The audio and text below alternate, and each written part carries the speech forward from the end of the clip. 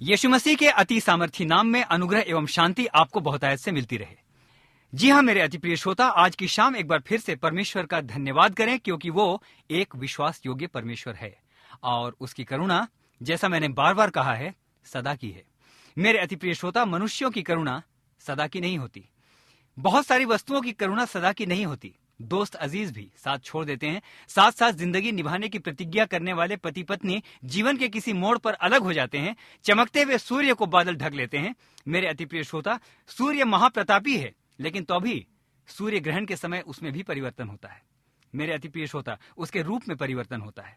मैं इस समय कहना चाहता हूं, मां भी अपने बच्चों को छोड़कर जा सकती है, लेकिन आज की शाम आपके लिए सबसे महत्वपूर्ण सूचना यह है कि यहोवा की करुणा सदा की है और उसमें ज्योतियों के अंतर के कारण कोई ग्रहण नहीं लगता।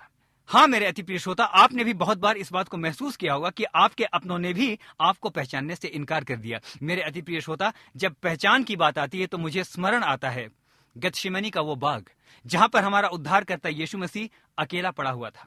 मेरे अति प्रिय श्रोता, वो व्यक्ति जिसने कई कोढ़ियों को चंगा किया, वो व्यक्ति जिसने कई मुर्दों को जिंदा किया। मेरे अति प्रिय श्रोता, वो यीशु मसीह जिसने 5000 लोगों की भीड़ को खिलाया था। मेरे अति प्रिय श्रोता, उस व्यक्ति के विषय आज मैं आपको बताना चाहता हूं कि पहचान का कितना बड़ा संकट उसके जीवन के अंदर आ गया था। मेरे अति प्रिय श्रोता, गतशिमनी बाग की उस रात को मैं याद करता हूं। मेरे अति प्रिय श्रोता, वो रात डरावनी और भयंकर रात थी जब हमारे उद्धारकर्ता यीशु मसीह को दंड देने के लिए पकड़ा गया था। उसका अपमान हो रहा था, लोग उसे थप्पड़ मार रहे थे और उसे उपहास करके कहते थे, भविष्यवाणी करके बता कि किसने तुझे मारा। मेरे अति प्रिय श्रोता, जो यीशु मसीह को मार रहे थे वे तो उसके शत्रु थे, लेकिन उसी भीड़ में एक मनुष्य और भी बैठा था जो यीशु मसीह के सीने में सर रखकर सोता था, जो यीशु मसीह के साथ जीने और मरने की बड़ी बड़ी कस्में खाता था। मेरे अति प्रिय श्रोता, जिसने बड़ी बड़ी बातें की थी और जो ये कहता था कि यीशु मसीह के निकट उससे अधिक कोई और नहीं है।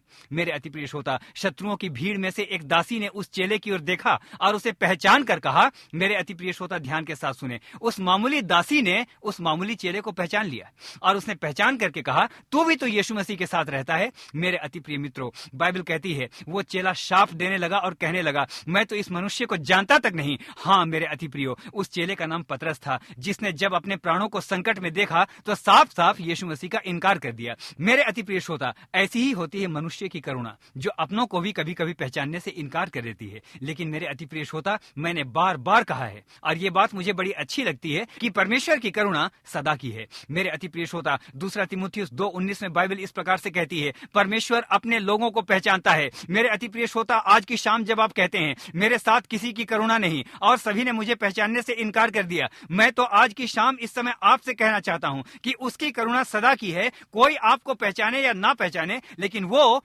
अपनों को पहचानता है। मेरे अति प्रिय श्रोता, इस समय ध्यान से सुने, वो अपनों को पहचानता है। क्या आज आप कह सकते हैं कि आप यीशु मसीह के अपने हैं? यदि आप अपने हैं मेरे अति प्रिय श्रोता, तो आनंदित हो जाइए मेरे भाइयों, आनंदित हो जाइए मेरी बहन, क्योंकि परमेश्वर आपको पहचानता है। मेरे अति प्रिय श्रोता, मुझे एक सच्ची घटना याद आती है। अमेरिकी जल सेना में एरिक नाम का एक व्यक्ति कार्य करता था। मेरे अति प्रिय श्रोता, वो एक नौसैनिक था और उसका काम हथगोलों का काम था। मेरे अति प्रिय श्रोता, एक बार की बात है, हथगोलों के साथ प्रयोग करते करते अचानक एक हथगोला फट गया और मेरे अति प्रिय श्रोता, उसको बुरी तरह से चोटें आई। उसका चेहरा बिगड़ गया, उसका शरीर बिल्कुल विकृत हो गया और यहाँ तक कि उसके मित्रों तक ने उसको पहचानने से इनकार कर दिया। जब वो अस्पताल में लाया गया तो कोई सोच भी नहीं सकता था कि ये वही खूबसूरत नौजवान है जिसका नाम एरिक था। मेरे अति प्रिय श्रोता, उसके अपने लोग तक उसे नहीं पहचान पा रहे थे, क्योंकि वो मांस के लोथड़ों में बदल चुका था। मेरे अति प्रिय श्रोता, बड़ी मुश्किल से वो सांसें ले रहा था। मेरे अति प्रिय श्रोता, उसी बीच में एक घटना हुई। मैं इससे पहले की घटना आपको बता दूं कि कुछ दिनों पहले ही एरिक की मंगनी हुई थी।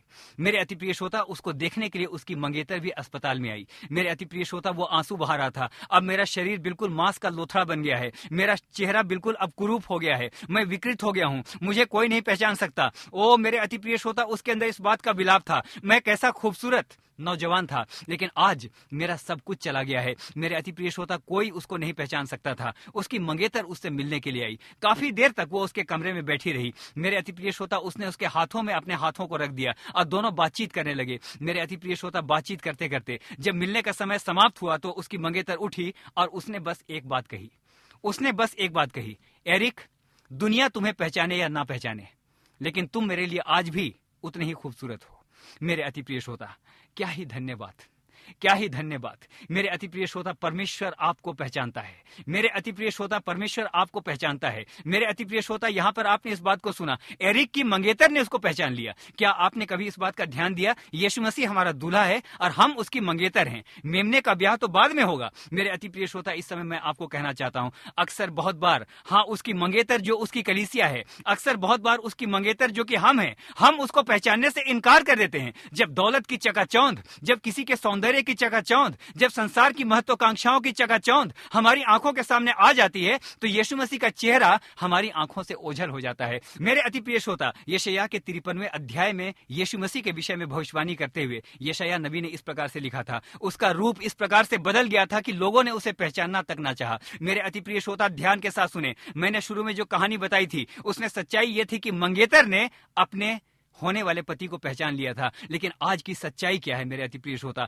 हम जो उसकी मंगेतर हैं, हम जो उसकी कलीसिया हैं, अक्सर आज कलीसियाएं अपने मंगेतर को नहीं पहचानती। मेरे अति प्रिय श्रोता, काश कि आज उसकी मंगेतर जो कि उसकी कलीसिया है, आज वो कहे, मेरे यीशु, चाहे तू कितना भी कुरूप हो गया है, चाहे तेरा रूप कैसा भी क्यों ना उस समय बिगड़ गया था, मैं आज भी तुझको पहचानता हूं और तू मेरे लिए आज भी उतना ही खूबसूरत है। मेरे अति प्रिय श्रोता, इस समय इसी बात को हम दूसरी प्रकार से देखें। मेरे अति प्रिय श्रोता, क्या आपने ध्यान दिया, मंगेतर का चेहरा कितना भी बिगड़ जाए, कलीसिया का चेहरा कितना भी बिगड़ जाए, पाप के कारण आपका चेहरा कितना भी विकृत क्यों ना हो जाए, मेरे अति प्रिय श्रोता, ड्रग एडिक्शन के कारण, मेरे अति प्रिय श्रोता, धन और दौलत के लालच के कारण, भ्रष्टाचार के कारण हमारा चेहरा कितना भी विकृत क्यों ना हो गया हो, आज की शाम जब आप अनुग्रह कार्यक्रम सुन रहे हैं, संभवतः आपका चेहरा भी ऐसा विकृत हो गया है कि आपके अपने लोग तक आपको पहचानने से इनकार करते हैं। लेकिन आज मैं आपको कहना चाहता हूं, अनुग्रह कार्यक्रम इस समय जबकि आपके घरों तक पहुंच रहा है, इस समय ध्यान के साथ यीशु मसीह की आवाज को सुने। मेरे अति प्रिय श्रोता, शायद आप बिस्तर पर लेटे हुए हैं, मेरे अति प्रिय श्रोता, शायद आज आप कहीं छिप करके हाँ परमेश्वर के वचन को सुन रहे हैं, कोई आपको नहीं पहचानता, लेकिन इस समय यीशु मसीह आपके पास आ गया है और इस समय यीशु मसीह ने आपके हाथों पर अपना हाथ रख करके कुछ इस प्रकार से कहा है, वरन वो इस समय इस प्रकार से कहता है, तुम चाहे कितने भी क्यों ना खो गए हो, तुम चाहे कितने भी नाश क्यों ना हो गए हो, तुम्हारा चेहरा कितना भी क्यों ना बदल गया है, तुम्हारा आत्मिक स्वरूप चाहे कितना भी कुरूप क्यों ना हो गया हो, लेकिन मेरे बेटे, मेरी बेटी, तुम मेरे लिए आज भी उतने ही सुंदर हो।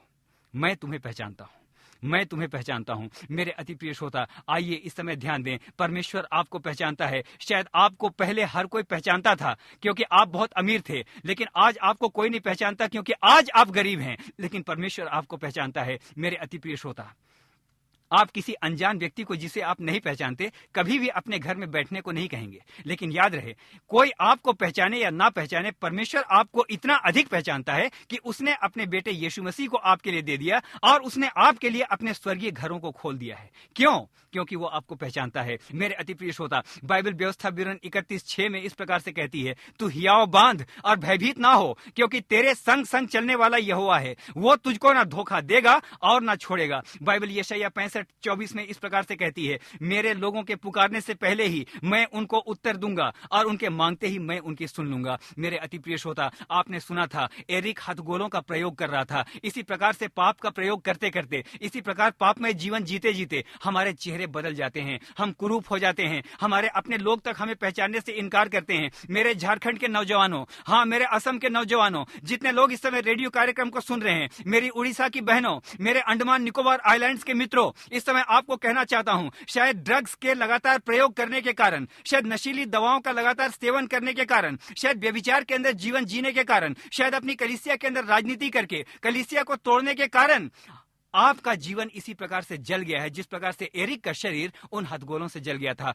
शुरू में आपने हथगोलों से इसलिए खेला, मेरे अति प्रिय श्रोता, हाँ एरिक जो कि एक नौसैनिक था, उसको इस बात का आत्मविश्वास था कि क्योंकि वो एक ट्रेंड व्यक्ति है, वो एक दक्ष व्यक्ति है, हथगोलों से उसका कुछ नहीं होगा। मेरे अति प्रिय श्रोता, हमारे जीवनों के अंदर भी कुछ इसी प्रकार से होता है। जब पापों को हम स्वाभाविक जानकर उससे जब हम खेलने लगते हैं, मेरे अति प्रिय श्रोता, उस समय हम नहीं जानते अचानक विस्फोट होगा और वो हमारे चेहरों को बदल देगा। मेरे अति प्रिय श्रोता, आज आप किसी भी हालत में कार्यक्रम को क्यों ना सुन रहे हो, विश्वास करें, देयर इज समवन, इस समय विश्वास करें, कोई है जो कि आपको पहचानता है। मेरे अति प्रिय श्रोता, यीशु मसीह ने स्वयं कहा, मेरे लोगों के पुकारने से पहले ही मैं उनको उत्तर दूंगा। मेरे अति प्रिय श्रोता, आज की शाम जब आप अनुग्रह कार्यक्रम सुन रहे हैं, इस समय चिल्ला उठें। आपके पास कोई चारा नहीं है। मेरे अति प्रिय श्रोता, इस समय चिल्ला उठें। इस समय आपके पास कोई चारा नहीं है। आज तक अपने भाइयों पर चिल्लाकर आपने देख लिया है, आज तक अपनी पत्नी पर चिल्लाकर आपने देख लिया है, आज तक अपनी बहन पर, अपने भाइयों पर, अपनी कलीसिया के लोगों पर चिल्ला करके आपने देख लिया है कि कुछ नहीं हुआ। लेकिन मेरे अति प्रिय श्रोता, आज कहें, प्यारे प्रभु, मेरे प्यारे प्रभु, आज दूसरों पर चिल्लाना छोड़कर आज मैं तेरी और गिड़गिड़ाहट के साथ चिल्लाता हूं। ओ, आज की शाम मैं टूट चुका हूं। मेरा कोई भी काम होता ही नहीं है। मेरी कलीसिया बिगड़ रही है, मेरी सेवा में आंच आ रही है, मेरा घर झगड़ों का अखाड़ा बना हुआ है। चिंता के मारे मेरी आंखें धुंधली और मेरे बाल सफेद हो रहे हैं। मुझ पर दया कर। ओ मेरे प्रिय श्रोता, मुझे वो दिन याद है, मुझे वो दिन आज भी याद है जब मैं नौकरी की तलाश में दिल्ली आया था। घर से पहली बार अकेला मैं किसी महानगर में आया था। मुझे आज भी याद है वो सड़कों पर भटकना। मुझे याद है उचित मकान का प्रबंध ना होने के कारण यहाँ वहां मारा मारा फिरना। दिल्ली शहर में मैं अजनबी था, कोई मुझे पहचानने वाला नहीं था। एक दिन मैं रात को चिल्ला उठा, मुझसे अब ये सब बर्दाश्त नहीं होगा। मैं बीमार हो गया था। मैं परमेश्वर के सामने बड़बड़ाता रहा, क्या तू मुझे दिल्ली शहर में मरने के लिए लाया है? मैं कहीं भाग जाऊंगा। हाँ, मैं कहीं भाग जाऊंगा, क्योंकि मुझे कोई नहीं पहचानता। मेरे अति प्रियो, शैतान मानो मेरे कानों में फुसफुसा कर कहा करता था, कहां भागेगा?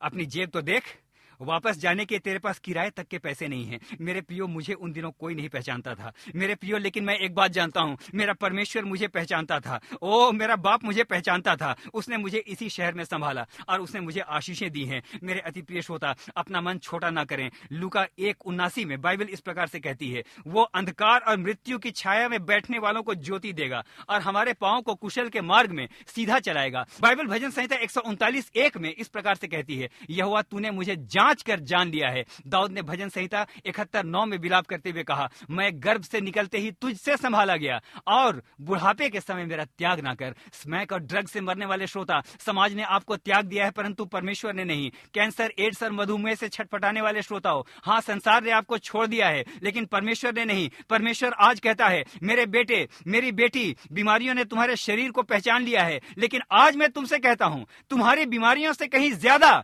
मैं तुम्हें जानता और मैं तुम्हें पहचानता हूं। मेरे अति प्रिय श्रोता, शायद आपका शरीर कोढ़ से गल रहा है, आपने दवा खाई है लेकिन कुछ नहीं हुआ। शायद आप बड़ी बेबसी और लाचारी से अपने अंगों को गलते हुए देखते हैं। मेरे अति प्रिय श्रोता, यीशु मसीह के समय में भी ऐसे बहुत सारे कोढ़ी थे जो अपने अंगों को बेबसी में गलते हुए देखते रहते थे। समाज का नियम था कि उन्हें अशुद्ध अशुद्ध चिल्लाना पड़ता था। मेरे अति प्रिय श्रोता, क्या आप जानते हैं, यदि किसी व्यक्ति के मुंह में कोढ़ का प्रभाव पड़ता था तो वो चिल्ला भी नहीं सकता था और इस वजह से उसको एक काम करना पड़ता था, उसको अपने एक हाथ को उठा करके चलना पड़ता था। मेरे अति प्रिय श्रोता, उन्हें अशुद्ध अशुद्ध चिल्लाना पड़ता था। मेरे अति प्रिय श्रोता, समाज ने तो नियम बना दिया था कि कोढ़ी लोग अशुद्ध अशुद्ध चिल्लाएं, लेकिन क्या आप सोच सकते हैं कि अगर उनके मुंह और जीभ में कोढ़ हो जाता तो वो कैसे चिल्लाता? वो चिल्ला भी नहीं सकता था। मेरे अति प्रियो, इस समय मैं आपको बताना चाहता हूं, जिस कोढ़ी के मुंह में कोढ़ का प्रभाव होता था उसको अपने हाथों को लगातार उठा करके हिलाना पड़ता था। मेरे अति प्रिय श्रोता, यदि हाथ भी गल जाता था तो उसको समाज के अंदर प्रवेश करने की इजाजत नहीं थी। मेरे अति प्रिय श्रोता, आज मैं आपसे कहना चाहता हूं, क्या आपका मुंह पाप के कोढ़ के कारण गल गया है, जिसके कारण आज आप उसकी स्तुति नहीं कर सकते? मेरे अति प्रिय श्रोता, जब मैं कहता हूं हाथों को उठाएं, तो क्या पाप के कोढ़ के कारण आपका हाथ, क्या आपका पूरा शरीर ऐसा गल गया है कि आज आप परमेश्वर की स्तुति नहीं कर सकते? आज आपको प्रार्थना करने की इच्छा नहीं होती? मेरे अति प्रिय श्रोता, शायद आज आपका आत्मिक जीवन एक मांस के लोथड़े के समान है, उसी प्रकार का मांस का लोथड़ा जो अमेरिका के उस अस्पताल के अंदर पड़ा हुआ था। लेकिन मेरे अति प्रिय श्रोता, आज मैं कहना चाहता हूं, वहां तो मंगेतर ने कहा था, एरिक तुम मेरे लिए आज भी उतने ही सुंदर हो, लेकिन यहां आज आपके मंगेतर यीशु मसीह ने आपको कहा है। इस समय आपका मंगेतर यीशु मसीह आपको कहता है, चाहे तुम्हारा रूप कितना भी क्यों ना बिगड़ गया हो, चाहे तुम्हारे मुंह में इस समय कोढ़ है, तुम चिल्लाकर मेरी स्तुति नहीं कर सकते, लेकिन आज भी तुम मेरे लिए उतने ही सुंदर हो। हालेलुया। मेरे अति प्रिय श्रोता, बाइबल को जब मैं पढ़ता हूं मेरी आंखों से आंसू निकलने लगते हैं। जो भी कोढ़ी हाथ बढ़ाकर यीशु मसीह को छूता था, उसी समय यीशु मसीह उन्हें अपना हाथ बढ़ाकर चंगा कर देता था। हालेलुया, क्योंकि उसकी करुणा मेरे अति प्रिय श्रोता हमेशा की है। मेरे अति प्रिय श्रोता, क्योंकि वो सबको पहचानता है। मैंने बार बार आपसे कहा है, अनुग्रह कार्यक्रम सामान्य सूचना और मनोरंजन का कार्यक्रम नहीं है, लेकिन ये वो कार्यक्रम है जिसमें स्वयं परमेश्वर आपसे बातचीत करता है।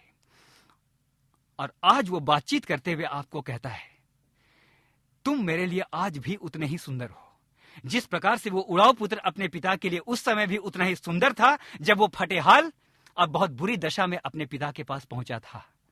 क्या आज आप कहेंगे, मैं उठूंगा, पापों के हथगोले के प्रयोग के कारण आज मैं छलनी हो गया हूं, मुझे कोई नहीं पहचानता, लेकिन आज मैं अपने पिता के पास जाऊंगा क्योंकि मैं उसके हृदय को जानता हूं। आज दुनिया मुझको असुंदर कहती है, आज दुनिया मुझको दुष्चरित्र कहती है, लेकिन जब मैं अपने पिता के पास जाऊंगा तो वो मुझसे कहेगा, मेरे बेटे, मेरी बेटी, तू आज भी उतना ही सुंदर है, तू आज भी उतना ही सुंदर है। हालेलुया।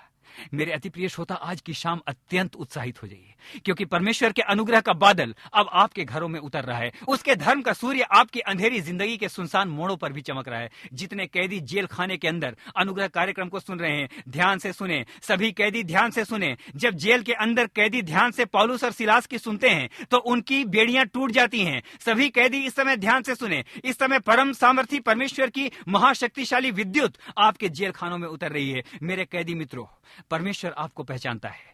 मेरे अति प्रिय श्रोता, मुझे एक घटना याद आती है। सन 1960 के दशक में अमेरिका और यूरोप की संगीत की दुनिया में एक बहुत बड़ा सितारा उभरा। वो अमेरिकी रॉक एंड रोल गायक था। उसका नाम था एल्विस प्रेस्ली। मेरे अति प्रिय श्रोता, 1960 के आसपास उसकी लोकप्रियता आसमान को छूने लगी। क्या आपको मालूम है, मात्र 2 वर्ष में उसके 4 करोड़ से भी ज्यादा रिकॉर्ड बिक गए। मात्र 23 वर्ष की उम्र में उसकी आमदनी $10 लाख प्रति माह यानी लगभग 35 लाख रुपया हर महीने थी। मेरे अति प्रिय श्रोता, अमेरिकी इतिहास बताता है कि उसने 30 से भी ज्यादा फिल्मों में काम किया। उससे मिलने वालों की संख्या लाखों में थी। लेकिन मेरे अति प्रिय श्रोता, क्या आप जानते हैं, एक महान कलाकार होने के बाद भी वो उदासी और अकेलेपन से घिरा हुआ मनुष्य था। उसने अपनी डायरी में लिखा, लोग उस एल्विस प्रेस्ली को प्यार करते हैं जो सुपरस्टार है। ध्यान से सुने, उसने अपनी डायरी में लिखा, विशेष करके जो कलाकार हैं, मैं उनसे बात कर रहा हूं। उसने अपनी डायरी में लिखा, जो लोग एल्विस प्रेस्ली को प्यार करते हैं, लोग उस एल्विस प्रेस्ली को प्यार करते हैं जो सुपरस्टार है, लेकिन एल्विस प्रेस्ली को कोई प्यार नहीं करता। कोई एल्विस को नहीं पहचानता कि वो कौन है। मेरे अति प्रिय श्रोता, इतिहास बताता है कि वो बहुत ज्यादा मादक द्रव्यों का सेवन करने लगा था। उसे दिल की बीमारी हो गई थी और उसे मधुमेह की बीमारी भी हो गई थी और बहुत ही दर्दनाक दशा में उसकी मृत्यु हो गई। मेरे अति प्रिय श्रोता, मैं सोचता हूं यदि एल्विस प्रेस्ली ने परमेश्वर के प्यार को जान लिया होता तो वो अपनी डायरी में ऐसा नहीं लिखता। मेरे अति प्रिय श्रोता, आज की शाम आवश्यक नहीं कि आप सुपरस्टार हों। आज की शाम आवश्यक नहीं कि आप बहुत अधिक शिक्षित हों। महत्वपूर्ण बात यह है कि परमेश्वर आपको पहचानता है। मेरे अति प्रिय श्रोता, मुझे बाइबल की एक घटना याद आती है। परमेश्वर का एक महान दास था, उसका नाम मूसा था। वो परमेश्वर को प्यार करता था। बाइबल बताती है कि वो अपने बचपन से जवानी तक मिस्र के राजा फिरौन के राजभवन में पला और बढ़ा। शायद मिस्र की अकूत संपदा का मालिक वही बनता, अगला राजा शायद वही बनता। लेकिन मेरे प्रियो, इब्रानियों 11:24 से 25 में बाइबल इस प्रकार से कहती है, विश्वास ही से मूसा ने सयाना होकर फिरौन की बेटी का पुत्र कहलाने से इनकार किया, इसीलिए कि उसे पाप में थोड़े दिन के सुख भोगने से परमेश्वर के लोगों के साथ दुख भोगना ज्यादा अच्छा लगा। हाँ मेरे अति प्रिय श्रोता, दुनिया की कोई ताकत उसे मिस्र का बादशाह होने से नहीं रोक सकती थी, लेकिन बाइबल बताती है कि उसने परमेश्वर के प्रेम के कारण मिस्र की सारी शान और शौकत ठुकरा दी और मिस्र देश छोड़कर मिद्यान नामक रेगिस्तानी देश में चला गया। कहां मिस्र की शान, कहां मिस्र के बड़े बड़े राजभवन, कहां मिस्र के सोने चांदी के बर्तन, ओह, और कहां ये मिद्यान का रेगिस्तानी इलाका। वैभव और शान में राजभवनों में पलने वाला मूसा रेगिस्तान में आ गया था। मिस्र के राजभवन में उड़ती हुई इत्रों की सुगंध उसकी जिंदगी का एक हिस्सा थी, लेकिन अब मिद्यान देश की चिलचिलाती हुई धूप और वहां की रेतीली आंधियां उसके जीवन का हिस्सा बन गई थी। क्यों गया था मूसा वहां? क्यों गया था मूसा वहां? क्या राजा बनने के लिए? नहीं मेरे मित्रों, बाइबल बताती है वो यित्रो नामक व्यक्ति की भेड़ बकरियों को चराने लगा था। मिस्र में सभी उसे पहचानते थे, नील नदी और पिरामिड उसे पहचानते थे। मिस्री सेना के बड़े बड़े न्यायाधीश और अफसर उसे देखकर आदर से खड़े हो जाते थे। ओ मेरे प्रिय श्रोता, मूसा मिस्र का राजकुमार था, क्योंकि वहां की राजकुमारी के द्वारा वो पाला गया था। वहां सभी उसे पहचानते थे, लेकिन मिद्यान में अब जब वो पहुंचा, उसे पहचानने वाला कोई नहीं था। हाँ, उसकी थोड़ी बहुत भेड़ बकरियां उसको जरूर पहचानती होगी। ऐसा तो कोई पागल मनुष्य ही करता है। श्रोताओ, मूसा तर्क दे सकता था, मैं मिस्र का फिरौन बनकर अपनी प्रजा का न्याय कर सकता हूं, लेकिन उसने ऐसा नहीं किया। मिस्र के एक नामी व्यक्ति ने मिद्यान की गुमनामी को चुन लिया। हाँ, उसे मिद्यान में कोई नहीं पहचानता था। मूसा कई बार बैठकर, मेरे अति प्रिय श्रोता, बाइबल में तो नहीं लिखा है, लेकिन मैं सोचता हूं मूसा कई बार बैठकर सोचता होगा, ये क्या किया मैंने, हाय मैं कहां आ गया, मैं कहां आ गया। मेरे अति प्रिय श्रोता, कई बार वो आंसू बहाता होगा और कहता होगा, यहां मुझे कोई नहीं पहचानता। मेरे अति प्रियो, निर्गमन नामक पुस्तक में बाइबल कुछ इस प्रकार से बयान करती है, मूसा एक दिन भेड़ बकरियों को चराने के लिए गया कि उसे एक झाड़ी दिखाई दी। जब वो मेरे अति प्रिय श्रोता, निर्गमन नामक पुस्तक में बाइबल एक घटना का बयान करती है। गुमनाम मूसा जब उस मिद्यान के रेगिस्तान में भेड़ बकरियों को चरा रहा था तो उसे एक झाड़ी दिखाई दी। वो जल तो रही थी पर भस्म नहीं हो रही थी। मेरे अति प्रिय श्रोता, बाइबल यशायाह 57:15 में इस प्रकार से कहती है, मैं ऊंचे और पवित्र स्थान में निवास करता हूं, लेकिन उनके संग भी रहता हूं जो खेदित और नम्र हैं। मेरे अति प्रिय श्रोता, मूसा को कोई नहीं जानता था, पर उसे परमेश्वर उस रेगिस्तान में पहचानता था। मिद्यान के उस रेगिस्तानी इलाके में परमेश्वर उससे बातें करने को उतर आया। उसे परमेश्वर ने आदेश दिया। जलती हुई झाड़ी को देखकर जब वो झाड़ी के सामने आया तो मेरे अति प्रिय श्रोता, परमेश्वर की आवाज उसको सुनाई दी, अपनी जूती उतार दे, अपनी जूती उतार दे, क्योंकि जिस स्थान में तू खड़ा है वो पवित्र है। मेरे अति प्रिय श्रोता, मूसा के पास तो जो जूती थी उसने उतार दी। आज मैं आपको कहना चाहता हूं, शायद झाड़ी जल रही है और आप इस समय झाड़ी के सामने हैं। अनुग्रह कार्यक्रम इस समय जबकि चल रहा है, विश्वास करें, अनुग्रह कार्यक्रम एक जलती हुई झाड़ी है। इस झाड़ी से परमेश्वर इस समय आपसे बातचीत कर रहा है और इसमें परमेश्वर आपसे बातचीत करते हुए कहता है, जो जूतियां तुमने पहनी है शायद वो गुमनामियों की जूतियां हैं। जो जूतियां तुमने पहनी है शायद वो बुरी आदतों की जूतियां हैं। जो जूतियां तुमने पहनी है वो तोड़ फोड़ करने वाली जूतियां हैं। ये तुम्हारी बुरी आदतों और ईर्ष्या और जलन की जूतियां हैं। लेकिन अनुग्रह कार्यक्रम इस समय जबकि जंगल और झाड़ियों के ऊपर से होता हुआ, जबकि पर्वतों के ऊपर से होता हुआ आपके घरों में उतर रहा है। मेरे अति प्रिय श्रोता, आंखों को बंद कर लें। इस समय जलती झाड़ी के द्वारा परमेश्वर आपसे बात कर रहा है। ऐसे में परमेश्वर कहता है, ये स्थान, जिस स्थान को, ये घर, जिस घर को तुम झगड़ों का अड्डा समझते हो, अब मैं यहाँ पर झाड़ी बन करके जल रहा हूँ। और इस समय मेरे बच्चों, इस समय मेरी बेटियों, इस समय मैं तुमसे अनुग्रह कार्यक्रम के द्वारा कहता हूँ, अपनी उन सारी जूतियों को उतार दो, क्योंकि जिस स्थान में तू इस समय बैठा है वो स्थान पवित्र है। हालेलुया। मेरे अति प्रिय श्रोता, हाँ, मैं आपको मूसा के विषय बता रहा था। परमेश्वर उस गुमनाम मूसा से बात करने को उतर आया और उसे परमेश्वर ने आदेश दिया, जाओ और मेरे लोगों को छुड़ा लाओ। मेरे अति प्रिय श्रोता, मूसा कहने लगा, ओ मेरे परमेश्वर, मेरे संग तो कोई भी नहीं, मुझे पहचानने वाला कोई भी नहीं, मैं तो बोलने में भद्दा और हकलाने वाला मनुष्य हूँ। हाँ मेरे अति प्रिय श्रोता, मूसा के इस जवाब का जवाब परमेश्वर ने एक प्रश्न के रूप में किया। ध्यान से सुने, मूसा के इस जवाब का जवाब परमेश्वर ने एक प्रश्न के रूप में दिया। निर्गमन 4:2 में बाइबल कहती है, यहोवा ने मूसा से पूछा, तेरे हाथ में वो क्या है? ओ मेरे अति प्रिय श्रोता, मूसा ने उत्तर दिया, मेरे प्यारे परमेश्वर, मेरे हाथ में लाठी है। 17वें पद में मेरे अति प्रिय श्रोता, बाइबल कहती है, परमेश्वर ने उससे कहा, तू इसी लाठी को हाथ में लेकर जा और इसी से मिस्र के अंदर चमत्कार दिखा। मेरे अति प्रिय श्रोता, और इसी लाठी से मूसा ने मिस्र में बड़े बड़े चमत्कार किए और मिद्यान देश के उस अनजाने मूसा को आज सारा संसार पहचानता है। हाँ मेरे अति प्रिय श्रोता, इस समय जबकि यह कार्यक्रम समाप्त होने जा रहा है, आज मैं आपको कहना चाहता हूँ मेरे अति प्रिय श्रोता, आज आपके मंगेतर ने, आज स्वयं यीशु मसीह ने कहा है, तुम्हें कोई पहचाने या ना पहचाने, लेकिन मैं तुम्हें पहचानता हूँ। मेरे अति प्रिय श्रोता, इस समय मैं आपको कहना चाहता हूँ, मूसा को मिद्यान में कोई नहीं पहचानता था, लेकिन जब उसने परमेश्वर की उस आज्ञा का पालन किया तो मेरे अति प्रिय श्रोता, आज पूरा संसार उसको पहचानता है। मेरे अति प्रिय श्रोता, इस समय परमेश्वर कहता है, जिस प्रकार की भी जूतियां तूने पहन रखी हैं, इस समय उतार कर सुसमाचार और मेल की तैयारी के जूतों को धारण कर ले। इस समय मैं तुमको बहुत आयत के साथ आशीष दूंगा। मेरे अति प्रिय श्रोता, कोई आपको पहचाने या ना पहचाने, लेकिन मैं एक बात को जानता हूँ, इस समय यदि परमेश्वर आपको पहचानता है तो वही आपको बहुत आयत के साथ बढ़ाएगा, वही आपको आशीष भी देगा। सारी वायुमंडलीय कलीसियाएं इस समय जो कार्यक्रम को सुन रही हैं, इस समय अपने अपने हाथों को स्वर के उठाएं। इस समय मेरे अति प्रिय श्रोता, आपसे परमेश्वर उसी प्रकार से कहता है जिस प्रकार से एरिक की मंगेतर ने उससे कहा था, एरिक तुम मेरे लिए आज भी उतने ही खूबसूरत हो। मेरे अति प्रिय श्रोता, बहुत बार आप सोचते हैं शायद परमेश्वर मुझको माफ नहीं करेगा, मेरा रूप बिगड़ गया है, मेरे इस बिगड़े हुए रूप में कौन मुझे स्वीकार करेगा। लेकिन मेरे अति प्रिय श्रोता, अपने बेटे के बिगड़े हुए रूप के बाद भी उसको परमेश्वर ने एक तेजस्वी रूप दे दिया और आज वो परमेश्वर के दाहिने हाथ महिमा और वैभव के साथ बैठा है और आज वो आपको इस समय बुलाना चाहता है। आज वो इस समय आपको बुलाना चाहता है। अपने अपने हाथों को स्वर की उठाएं। मेरे अति प्रिय श्रोता, इस समय जबकि हम प्रार्थना में आगे चलेंगे, आज आपको परमेश्वर बहुतायत के साथ आशीष देने जा रहा है। मेरे अति प्रिय श्रोता, इस समय अपने अपने पापों को मान ले। इस समय परमेश्वर कहता है, दुनिया तुम्हें कितना भी बदसूरत और दुष्चरित्र कहे, मैं तुम्हें आज भी उतना ही प्यार करता हूँ। मेरे अति प्रिय श्रोता, इस समय धन्यवाद के साथ कहें, जब अपने प्रभु के पास मैं आता हूँ, अपने बोझ को इस समय प्यारे प्रभु जी मैं तेरे ऊपर डालता हूँ। अपनी सारी चिंताओं को, अपनी बीमारियों को मैं इस समय तेरे ऊपर डालता हूँ। इस समय मेरे पर अनुग्रह कर, इस समय मेरे पर अनुग्रह कर। और मेरे अति प्रिय श्रोता, इस समय परमेश्वर आप पर अनुग्रह करेगा, क्योंकि उसने प्रतिज्ञा की है, धर्मियों को वो नहीं छोड़ता और धर्मियों को वो हमेशा संभालता है। आप कहेंगे, मैं तो धर्मी नहीं, लेकिन मैं एक बात को जानता हूँ। आज सिर्फ आप पश्चाताप करें और यीशु मसीह के लहू के द्वारा इस समय आप सेंत में धर्मी ठहराए जाएंगे। और जब आप धर्मी बन जाएंगे तो मेरे अति प्रिय श्रोता, हाँ, परमेश्वर का वचन कहता है, दाऊद ने इस प्रकार से कहा, धर्मियों को वो छोड़ेगा नहीं, उनको तो वही संभालेगा। कितनी भी आए आंधियां कहीं, उनको तो वही संभालेगा।